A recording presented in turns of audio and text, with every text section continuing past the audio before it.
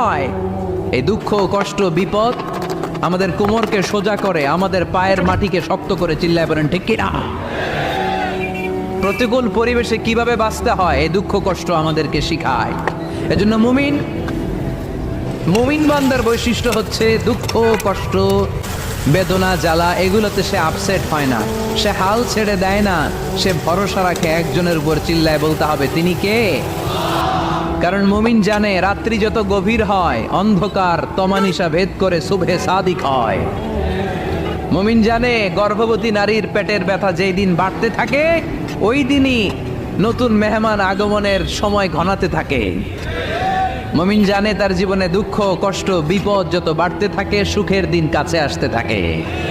এজন্য মুমিনের হারাবার কিছু নেই। ইন্না মাআল উসরি ইউসরা, ইন্না মাআল উসরি ইউসরা। নবী হে, কষ্টের পরেই আছে আনন্দ, দুঃখের